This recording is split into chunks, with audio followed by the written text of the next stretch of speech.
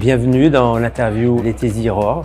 Jean-Philippe Rohr, club Metz, Nice, Monaco, 6 sélections en équipe de France, 280 matchs en première division. Champion olympique 1984. Devenu Tizi, formé à Nice, j'ai Metz, j'ai joué à Paris, j'ai fait un petit tour en Écosse au Glasgow Rangers, je suis revenu à Nice pour finir ma carrière de joueur et j'ai enchaîné par 12 années d'entraîneur des gardiens, 8 ans avec les pros, 4 ans à la formation. Niveau carrière pro, j'ai fait à peu près une 500aine de matchs en professionnel, 4 sélections avec l'équipe de France olympique, 4 sélections avec l'équipe de France A. Moi, je n'ai pas été champion olympique, je me suis arrêté en quart de finale aux Jeux olympiques d'Atlanta. Ok, bon Jean-Philippe, t'es prêt? Ça y est, après. Première question. Donc la plupart des joueurs à l'époque, en 84, étaient novices à ce niveau-là. Et pourtant, vous avez réussi à être champion olympique et à déjouer tous les pronostics. Donc c'était quoi le secret? Je crois que c'est l'aventure d'une belle bande de copains. Et on s'en rend compte depuis cette année 2024 où on s'est revus plusieurs fois dans le cadre des 40 ans de notre victoire. Et on a l'impression que rien n'a changé. Donc je crois qu'il y avait une unité magnifique pendant le mois qu'on a passé ensemble aux États-Unis. Et je crois que c'est vraiment le secret. C'est souvent le cas. Ouais. Donc pour avoir des résultats, généralement, il faut C'est ça, ouais. Sans parler de tactique, de technique, de qualité, mais je crois que c'est vivre ensemble, on était bien ensemble, on s'appréciait. On s'est rendu compte rapidement que rien pouvait nous arriver. On était unis, il y a eu des blessés, d'autres ont pris la place des titulaires au départ et tout le monde s'est intégré. Et puis ça s'est passé à merveille. On a eu des matchs difficiles, mais c'était vraiment une belle bande de copains. Mais c'était quoi le format? Le format, c'était quoi? Il y avait des poules et ensuite vous sortiez? Alors on n'était pas à Los Angeles, on était sur la côte Est au départ. On est sorti des qualifs par la petite porte, rien d'extraordinaire. Et là, on est arrivé à Los Angeles, au village, et là, on a vu ce qu'étaient les JO. Bon, il y a qu'une star qui n'était pas au village, il y avait Carl Lewis. Mais là, on a rencontré toutes les vedettes, on a pu aller voir les matchs de basket, on a vu toutes les compétitions, beaucoup de compétitions d'athlétisme. Et on s'est rendu compte, pour tous ces athlètes, ce que représentaient les JO, c'est 4 ans de travail. C'est 4 ans, et pour un coureur de 100 mètres, en une seconde, il peut louper son départ, ça peut se terminer, mais on s'est rendu compte que c'était vraiment une autre planète. Et puis on s'est fondu dans le moule, on était bien avec tous les athlètes français, c'était une belle aventure. Ah ouais, putain, ouais. C'est ce qui m'a manqué, moi. C'est que nous, comme on jouait les Jeux Olympiques, c'était à Atlanta, mais nous, on jouait à Miami, à Orlando. Ah ouais. Tu vois? Vous n'étiez pas dans le village. Et ouais, nous, on a juste fait un stage avant les JO dans une université américaine. Ouais. On était avec le ping-pong, donc il y avait le ping-pong, il y avait la boxe. Il y avait les gymnastes, donc là on avait vraiment l'esprit, tu vois. Ouais. Mais après on était tellement excentrés que on n'a pas pu aller ni à la cérémonie d'ouverture, ni à la cérémonie de clôture. Ouais. Tu vois, nous on a fait la clôture et ce qui était fantastique, c'était que au village il y avait 7 ou 8 restaurants ouverts 24 heures sur 24 et on mangeait avec Enville Moses, il y avait les basketteurs américains, il y avait les judokas, le champion olympique japonais, je ne sais plus son nom, un colosse qui a raflé beaucoup de médailles d'or. Enfin, on a pu côtoyer pendant 3 semaines tous les athlètes et c'était magnifique. Et surtout aller à Pasadena pour voir les compétitions d'athlétisme, c'était magique. Donc tu as joué au JO de 96 avec l'équipe de France olympique. À part Vieira qui évoluait, je crois, en Italie, tous les joueurs évoluent en France. Et quel est le joueur qui t'a fait la plus grosse impression à l'époque dans votre équipe? Alors nous, pour préparer les JO, la préparation des JO, vraiment, elle avait commencé 2 ans avant, au tournoi de Toulon. tu vois. Espoir. Tournoi espoir de Toulon. Donc on avait perdu en finale contre l'Angleterre. Et puis après, on avait fait tout le championnat d'Europe espoir, parce que pour se qualifier pour les JO, il fallait il fallait aller au moins en demi-finale de championnat d'Europe. Donc on a fait toutes les qualifications. Ouais. On avait fait le quart de finale, on a fait un quart de finale contre l'Allemagne. Notamment, on fait un match retour à Metz. France-Allemagne, on gagne 4-1. Ah oui. Ben, en fait, ce match-là, il nous permettait d'aller en demi-finale du championnat d'Europe qui se passait à Barcelone. Mais en même temps, surtout, il nous permettait de nous qualifier pour les JO. Pour nous, c'était surtout ça le plus important. Oui. Et donc, on avait une génération, on avait travaillé 2 ans ensemble. Et nous, notre génération, c'est Vieira. Tu as dit, mais c'est Florian Maurice, il y avait Bonicel, Claude Makelele, Sibierski. Ouais, c'était une belle génération. Ouais, non, franchement, il y avait des bons joueurs, mais un peu comme pour vous, il y avait surtout un bon collectif. L'entraîneur, c'était Domenech, avec ses qualités et ses défauts. Mais moi, perso, je trouve qu'il nous a fait vraiment progresser, tous, collectivement et individuellement, parce qu'on était encore en formation, parce qu'on avait 20, 21, 22. Très jeune. Donc, moi, je peux pas dire qu'il y a un joueur qui m'a marqué, vraiment. C'était un groupe, quoi. Mais c'est vraiment un groupe. Après, s'il y a un joueur à sortir de la compétition des JO, le mec qui a vraiment fait un super tournoi, c'est Vincent Candela. Voilà, Vincent Candela, il avait été vraiment très, très bon. D'ailleurs, 2 mois après, 3 mois après, il a sa première sélection en équipe de France. Et puis après, il signe à l'AS Rome et il fait sa carrière. C'était un tremplin pour lui. Ouais, vraiment. Mais non, c'est un peu comme vous. C'était un bon groupe de jeunes insouciants. Parce qu'à cet âge-là, franchement, tu es insouciant. Tu ne t'aperçois pas de la pression, tu ne t'aperçois pas de l'enjeu, tu ne t'aperçois de rien. Tu prends c'est que du bonheur. Que du plaisir. Ouais, donc du coup, toi, ta compétition, elle commence parce que tu remplaces le Touret à un moment donné qui se blesse. Tu fais une bonne rentrée, du coup, ça lance ta compétition. Est-ce que tu peux me raconter un petit peu ? Oui, je crois que Touré s'est blessé au bout d'un quart d'heure, 20 minutes contre l'Égypte. C'était déjà à Pasadena, à Los Angeles. Donc, on commençait déjà à jouer devant beaucoup de monde, en quart, je sais pas, peut-être 60 000. Et puis, donc, je suis bien rentré, on a fait un match sérieux, on a gagné logiquement. Et puis, Henri Michel m'a retitularisé en demi-finale contre la Yougoslavie, et puis en finale. Et puis, ça s'est bien passé, hein. On avait un bon milieu de terrain, complémentaire. C'était quoi le milieu de terrain ? Il y avait Lemou du PSG, il y avait Dominique Bijota. Ouais. Et puis, Guy Lacombe. Guy Lacombe, qui était un feu follet, qui était plus un milieu de couloir, un joueur de couloir comme on les appelle aujourd'hui. Voilà, et puis devant, il y avait Xuereb et Brisson, les Lensois, qui étaient en pleine forme. Voilà, donc, puis une défense solide, enfin, un bon gardien, Albert Russe, très bon gardien, très rassurant. Non, c'était une belle équipe. Voilà, ça a commencé comme ça, en quart de finale. Donc, au JO d'Atlanta, tu t'es imposé rapidement comme numéro 1 devant, je crois, Fernandez, qui était au PSG. Est-ce que tu as ressenti une pression ? Comment s'est passée la concurrence ? Est-ce qu'elle était saine ? Et puis, qu'est-ce qui a fait que tu as été choisi comme numéro 1 ? C'était ma 3e saison en pro. C'était ma 3e saison en pro déjà. Donc j'avais fait la Ligue 2 avec Nice, on était monté. Ah ouais. Ensuite j'ai fait 2 saisons en Ligue 1. Donc j'avais une petite expérience. Vincent, il jouait au PSG, mais il jouait pas beaucoup. En équipe première. Moi j'avais fait les 2 ans avant, depuis le tournoi de Toulon. Jusque là, j'avais fait tous les matchs.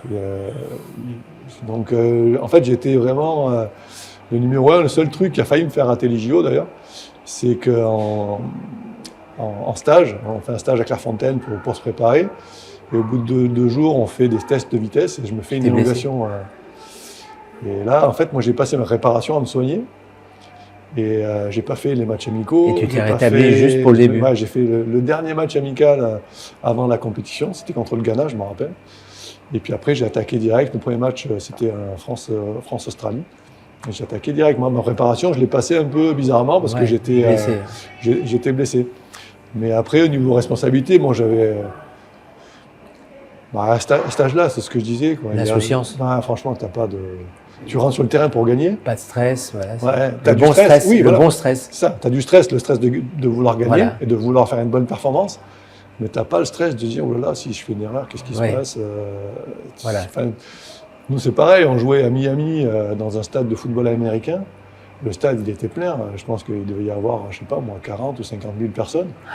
Et, mais bon, c'est que du positif. Ouais, c'est que du bonheur. Donc il n'y a pas de mauvais stress. Pas de mauvais stress. Non, franchement, c'était hyper. Du plaisir. Ouais, que du plaisir.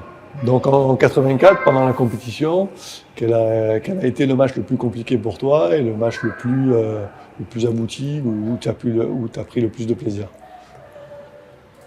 La demi-finale contre la Yougoslavie, c'était une grosse équipe. Je crois que c'était quasiment l'équipe A. On a gagné après prolongation, je crois que c'était 2-2, on a gagné 4-2. C'était un match très, très haché, il y avait le vice des Yougoslaves. Et je crois qu'ils ont eu 1 ou 2 joueurs expulsés. Mais c'était une très très belle équipe et on a beaucoup souffert. Il y a le public qui avait quand même pris fait et cause pour nous. Je sais pas, c'est peut-être l'amour de la France. Et je crois qu'il y avait près d'une centaine de milliers de personnes. C'était un match très très très dur et on a plus souffert que contre le Brésil, qui pourtant était le grand favori, mais ce match contre la Yougoslavie, ça a été quand même le tournant. Et le Brésil, il y avait qui comme joueur? Alors, je sais que moi, mon adversaire direct, c'était Dunga. Ah oui, qui après a été le capitaine de l'équipe du Brésil et sélectionneur de l'équipe du Brésil. Il y en a encore 5-6 qui ont joué après en équipe nationale. Mais moi c'était Dunga, mon adversaire direct. Bon joueur, mais gentleman, un gars bien. Les conditions de jeu, il faisait chaud, parce que nous, putain. Il faisait très chaud. Très chaud. Et ce qui était marrant, c'est qu'il y avait près de 100 000 personnes. Et à la mi-temps, donc les Américains n'étaient pas trop habitués au soccer. Ouais. Et donc ils partaient, ils allaient pique-niquer. Et ils sont revenus, ils revenaient 20 ou 25 minutes après le début de la deuxième mi-temps. Ouais. Et ils aimaient les échanges de la tête. Alors quelquefois il y avait des échanges de la tête. Alors ils exultaient. C'était pour eux, c'était phénoménal. Ils ne connaissaient pas ça parce qu'il n'y avait pas de sport aux États-Unis où on utilisait la tête. C'était peut-être un peu nouveau. Et ça leur plaisait. Voilà. Mais un public bon enfant, beaucoup de familles, c'était très sympa. De toute manière, ils aiment le sport. C'est des amoureux du sport. Les JO avaient eu un succès incroyable. Et bon, il y avait quand même le boycott. Il y avait le boycott des Russes. Ah ouais. Donc nous, on était on n'a pas pu bouger à part pour aller voir les compétitions, on bougeait pas du village. Ah d'accord. Mais voilà, donc la Yougoslavie comme match le plus difficile. C'est le plus facile? Ou celui où tu as pris le plus de plaisir, c'est la finale? La finale, on a ouvert le score. On maîtrisait bien notre sujet. Ils avaient des attaquants très rapides, mais nous on avait des défenseurs comme Ayash qui avaient un gros client, qui avait peut-être leur meilleur attaquant, qui allait très vite, mais Ayash était très rapide. Donc on a réussi à pas trop souffrir. C'est quoi le score final, je me rappelle? 2-0. 2-0, ça. 2-0, je crois. But de Brisson et du RM, qui en a mis beaucoup. Ouais. Monsieur Xu. Monsieur Xu, exact. Au cours de ces Jeux d'Atlanta 96, le match où tu t'es senti le plus à l'aise et celui où tu as ressenti peut-être plus de difficultés, de pression pour toi et pour l'équipe? Donc on joue le premier match, on joue contre l'Australie, ça se passe bien. Après, le deuxième match, on joue à Orlando contre l'Espagne. Et là, on fait match nul, je crois, un partout. Mais je fais un bon match. Vraiment, je fais Belle équipe d'Espagne. Ouais, franchement, il y avait... T'as du travail. Ouais, il y a eu du travail. Je crois que même j'arrête un penalty de Raoul. Ah oui. Ouais, je crois. Donc, si mes souvenirs sont bons. Mais c'était un bon... là, les 2 premiers matchs, c'était des bons matchs. Le troisième, je ne me rappelle plus. Je ne sais plus du tout contre qui on a joué. On se qualifie, on joue en quart de finale contre le Portugal. Et en fait, c'est celui-là le plus dur. Parce qu'on doit gagner dans le temps réglementaire. Ah, vous dominez. Oui, on domine, on a des occasions, tu vois. On fait un partout et on perd dans les prolongations. Sur le but en or. Ouais, sur le but en or. Donc c'est là que je suis le premier gardien. Avoir pris le but en or, parce que la règle, elle rentrait au jeu au JO d'Atlanta. Et nous, c'était le premier match des quarts de finale. Premier match, première prolongation, premier but en or, c'est un penalty. Il y a une faute de Bonicel dans la surface. Alors la faute, elle y est, il n'y a pas de souci. Mais c'est ça doit être terrible de sortir du terrain comme ça. C'est terrible, parce que tu sais que si tu peux plus te rattraper, c'est fini. Il ne te reste plus 1 minute, 2 minutes. C'est un sentiment, mais terrible. Frustration incroyable. Ah, terrible. C'est-à-dire que le match, il s'arrête, net, tout s'arrête, le match, la compétition, tout. Et toi, tu es là sur le terrain comme un imbécile, tu as pris ton but. Ah non, c'est... Bon, j'ai passé du temps depuis ce match-là, mais le fait d'y repenser, ça me rappelle des sensations qui ne sont pas bonnes. Incroyable.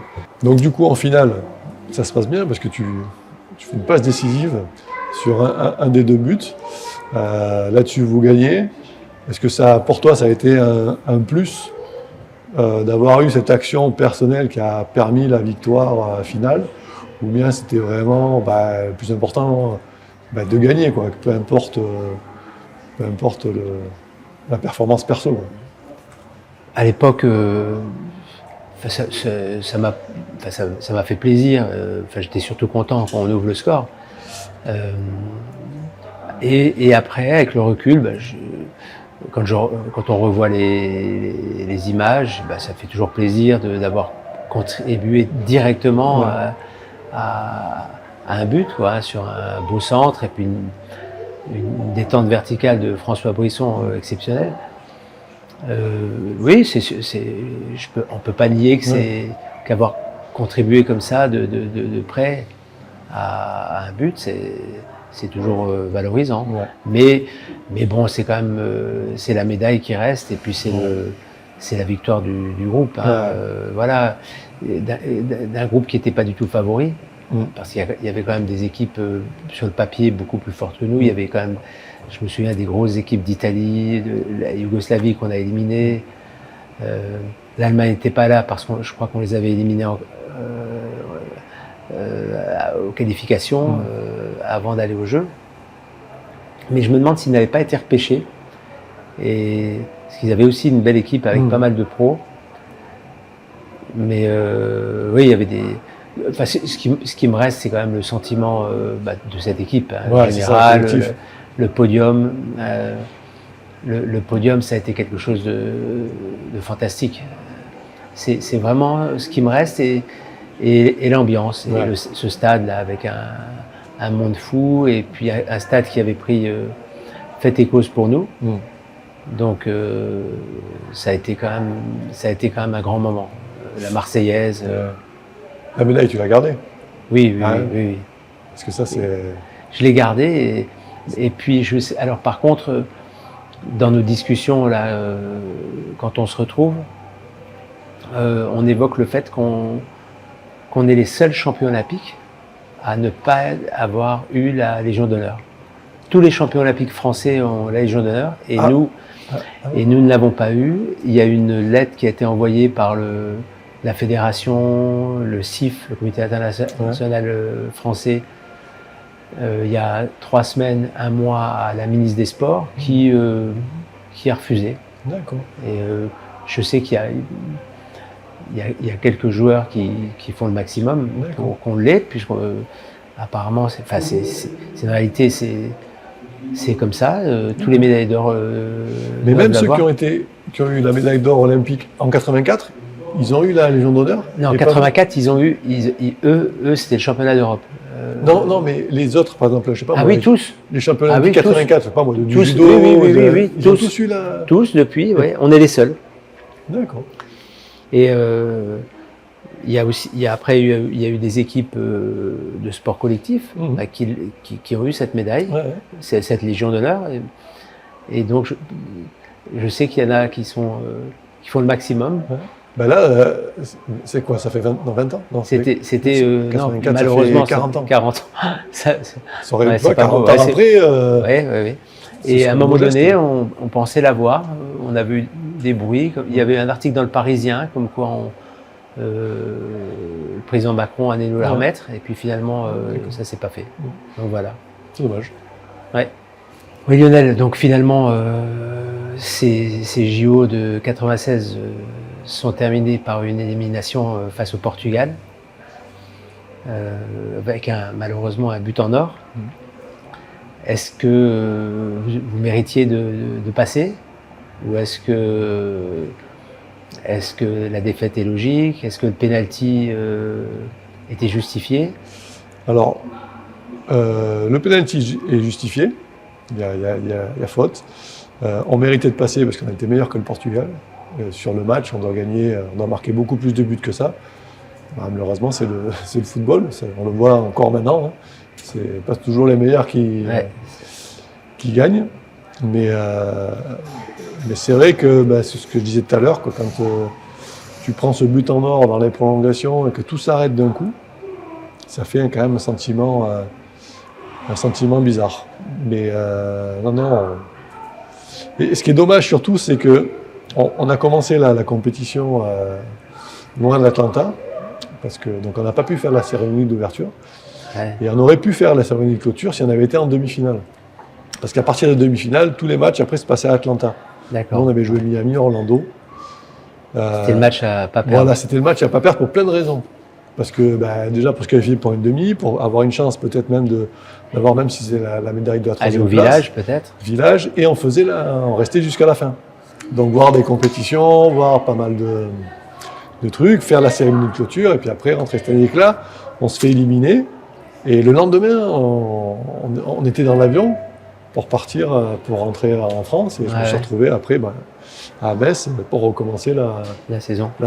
Et qui est-ce qui a eu la médaille d'or? C'est le Nigeria. Ah, c'est le Nigeria. Ouais. La finale, c'est Nigeria-Brésil, je crois. Et Brésil, tu avais Bebeto. Ah oui, grosse équipe. Je crois que tu avais Roberto Carlos, tu avais Dida dans les buts. Je ne sais pas s'il n'y avait pas Romario. Et Nigeria, tu avais Taribo West, tu avais Manko Kanu, tu te rappelles le grand attaquant oui, qui a joué à Arsenal. Ouais. Ah oui, c'était la grosse équipe du Nigeria. Je pense qu'il y avait Djejo Okocha aussi, avec qui je joue à Paris. Ah oui. Après, derrière. Non, ils avaient très grosse équipe. La grosse équipe. Et nous, on jouait donc, on jouait tous les 2 ou 3 jours. Et en fait, quand on jouait pas, on allait voir jouer le Brésil, le Nigeria, les autres. Ouais, donc vous avez pu les voir. Ouais, on a pu bien les analyser. Ouais. Il y avait des grosses équipes. Et c'est le Nigeria qui gagne. Alors pareil, le Brésil était super favori. Était favori. Le Nigeria, ils sont arrivés un peu en outsider, quoi. Mais ils méritent leur victoire. Ouais. Fin de l'interview croisée, et bonne chance à l'équipe de France pour défendre les couleurs féminines et masculines.